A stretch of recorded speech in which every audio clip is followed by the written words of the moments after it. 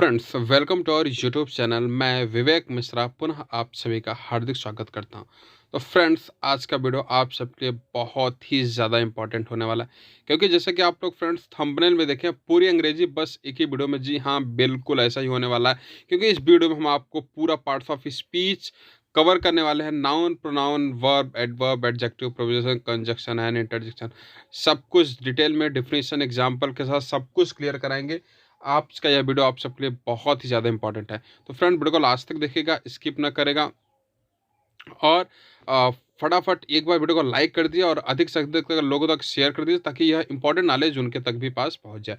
Friends, आप सबके लिए मैं इंग्लिश स्पोकन कम्युनिकेशन की क्लास लगातार प्रोवाइड कर रहा हूँ, और हमारे चैनल पर इसके प्लेलिस्ट बनी हुई है। तो जिन भाइयों बहनों ने ये वीडियो ना देखा हो, तो हमारे प्लेलिस्ट में जाके उस वीडियो को देख लें, क्योंकि मैं वहाँ से इंग्लिश की जो क्लास शुरू किया हूँ वो ABCD शुरू है। यानी इतनी बेसिक से अभी तक यूट्यूब पे नहीं हो। मेरे को नहीं लगता कि यूट्यूब पे इतनी बेसिक से क्लास अवेलेबल होगी। यानी आप सबके बहुत ही सुनहरा मौका है अपने आप को बेहतर बनाने के लिए। तो सब लोग उस वीडियो को अपना समय निकाल के थोड़ा थोड़ा देख लें, ताकि अपने आप को इंग्लिश कम्युनिकेशन में बहुत ही बेहतर बना सकें। वीडियो को लाइन स्किप करके देखेंगे तो और ही विस्तृत आपको यानी और ही स्पष्ट क्लियर दिखेगा।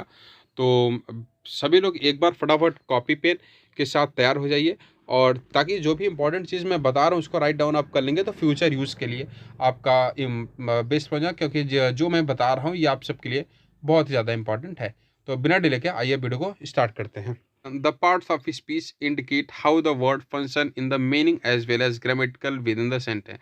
यानी जो शब्द भेद है ये कैसे वर्ड के यानी सेंटेंस के मीनिंग को ग्रामेटिकली तरीके से उसका अर्थ को दिखाता है।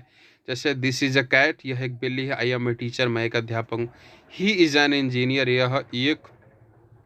वह एक इंजीनियर है। My father is going to Delhi, मेरे पिताजी दिल्ली जा रहे हैं। यानी यही सब होते हैं पार्ट्स ऑफ स्पीच। यानी जितने भी सेंटेंस होते हैं सब पार्ट्स ऑफ स्पीच के अंदर ही होते हैं। या तो नाउन होगा, प्रोनाउन, एडजेक्टिव, वर्ब, एडवर्ब, माने पार्ट्स ऑफ स्पीच में कोई भी पार्ट्स में वह सेंटेंस अवेलेबल जरूर ही होगा। आइए आगे बढ़ते हैं, सभी के विषय में थोड़ा थोड़ा पढ़ते हैं। Types of parts of speech, यानी पार्ट्स ऑफ स्पीच के प्रकार। तो there are 8 types of parts of speech, यानी 8 प्रकार के पार्ट्स ऑफ स्पीच होते हैं। पहला नाउन मीन्स संज्ञा, प्रोनाउन मीन्स सर्वनाम, एडजेक्टिव मीन्स विशेषण, वर्ब मीन्स क्रिया, एडवर्ब मीन्स क्रिया विशेषण, प्रीपोजिशन मीन्स संबंध सूचक, कंजक्शन मीन्स संयोजक एंड इंटरजेक्शन मीन्स व्यवहार बोधक। आई होप यहाँ तक आपको समझ में आ ही गया होगा। तो आगे बढ़ते हैं।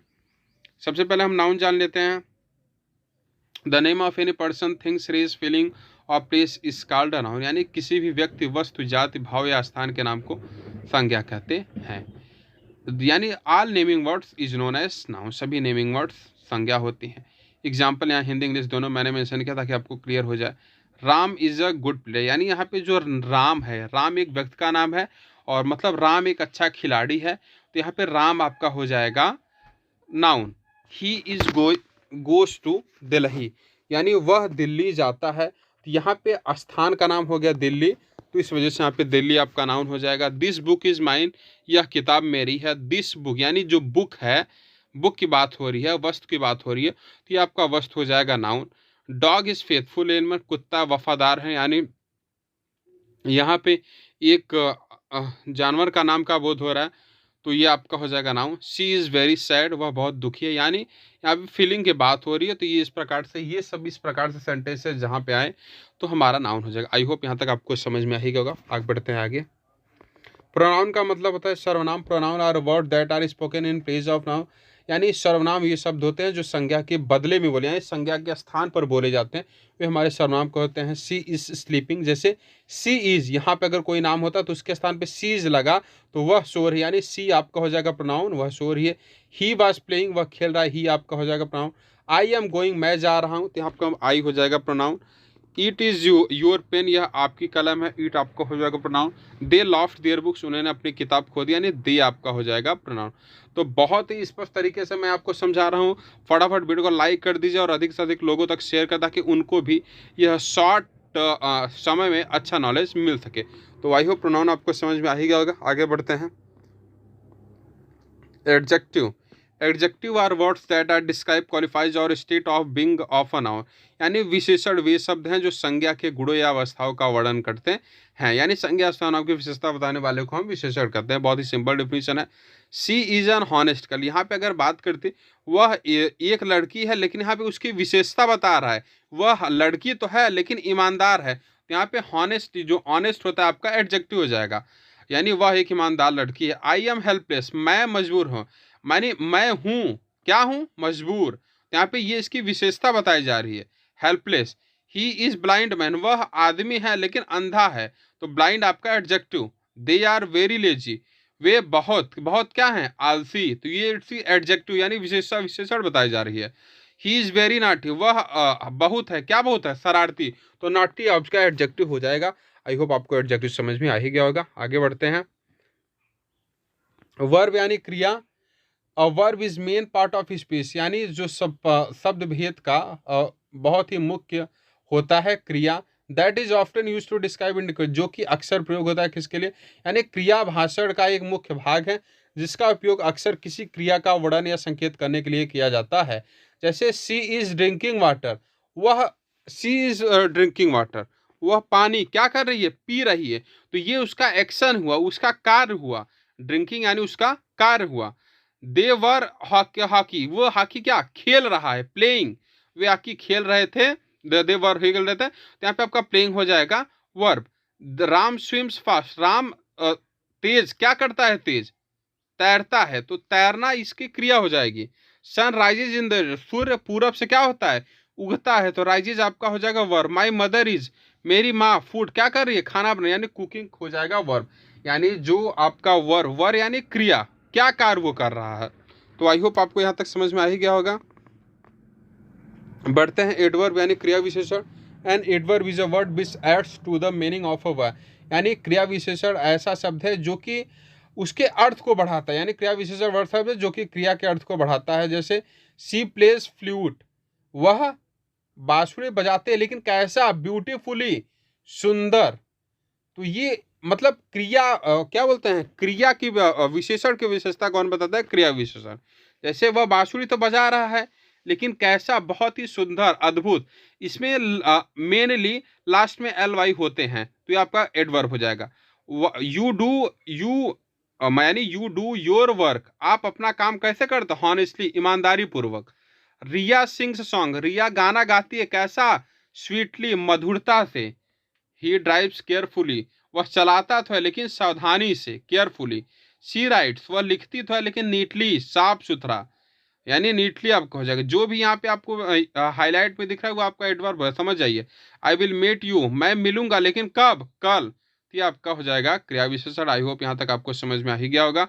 जो कुछ भी आपको न समझ में आए कमेंट बॉक्स में आप जरूर पूछिए, 100% आपको रिप्लाई दिया जाएगा, क्योंकि मेरा वीडियो का सेंस तभी निकलेगा जब आप सभी भाई बहनों को ये इंग्लिश की क्लास अच्छे तरीके से समझ में आएगी और इसका यूज आप लोग अपने डेली लाइफ में करेंगे। तो आगे बढ़ते हैं। प्रीपोजिशन यानी संबंध सूचक। Preposition is a word that tells you where और when something is relation to something else. Preposition एक ऐसा शब्द है जो आपको बताता है कि कोई चीज किसी और चीज के संबंध में कहाँ और कब है, यानी संबंध सूचक की बात बता रही है। Rohan is sitting on the sofa, Rohan बैठा है कहाँ, ऑन, यानी सोफा पर, सोफा पे बार बैठा है, यानी ऑन, जो संबंध बताए। The keys are in the drawer, यानी चाबियां कहाँ है, इन दराज में। माई बर्थडे इज इन, यानी जो प्रीपोजिशन संबंध होता है, जैसे इज, ऑन, अंडर, क्या माई बर्थडे इज इन जून, मेरा जन्मदिन जून है, नहीं जून में है, इन आपका हो जाएगा। The ball was under the car, गेंद कार के नीचे है, under. The book is on the table, पुस्तक मेज पर है, तो इस बात को विशेष ध्यान रखें। तो आई होप आपको प्रीपोजिशन समझ में आ ही गया होगा। बहुत ही ज़्यादा इंपॉर्टेंट होता है किसी भी सेंटेंस को बनाने के लिए। तो आगे बढ़ते हैं। Conjunction. Conjunction are word that join together other words और ग्रुप ऑफ वर्ड, यानी संयोजक वे शब्द होते हैं जो दूसरे शब्दों या शब्दों के समूह को एक साथ जोड़ते हैं, जैसे जोड़ने का काम करे। कंजक्शन आर ज्वाइनिंग वर्ड कह सकते हैं। वह नेक और दयालु भी, यानी सी इज नोबल, वह नेक है, और एंड काइंड टू, और दयालु भी है। यहाँ पे एंड दो सेंटेंस को जोड़ रहा है, जैसे वह नेक और दयालु। अगला है मैं कड़ी मेहनत करता हूँ कि कहीं असफल न हो जाओ, मतलब करता तो हूँ कि असफल, दो सेंटेंस हो रही है। आई वर्क हार्ड लेस, यानी कहीं कहीं ऐसा ना हो आई शुड फेल, मैं फेल ना हो जाऊं। मुझे खुशी है कि आप आए, यानी खुशी तो है आप आए। I am glad that you have come, कि आप आए। मैंने उसको मारा क्योंकि उसने मुझे गाली दी। आई हिट हिम, क्यों? बिकॉज ही अब्यूज्ड मी, क्योंकि उसने मुझे गाली दिया। बहुत ही ज़बरदस्त क्लास आप सबके लिए मैंने यहाँ पे प्रोवाइड किया, तो आई होप आपको अच्छे तरीके से समझ में आ ही गया होगा। और आगे बढ़ते हैं last interjection. Interjection, and interjection is a word, interjection एक ऐसा शब्द है और phrase use to express a feeling, request, command, something, यानी विस्मयादिबोधक एक ऐसा शब्द या वाक्यांश है जिसका उपयोग किसी भावना को व्यक्त करने के लिए या किसी चीज़ का अनुरोध का मांगने करने के लिए किया जाता है। जैसे बात करें इसमें कुछ फीलिंग की बात हो, hurrah we won the match, hurray हम मैच जीत गए, hurrah exclamation sign, oh my god that was unexpected, हो मेरे भगवान यह अनपेक्षित था। Wow that is beautiful sight, बहुत खूब, वह बहुत सुंदर दृश्य है।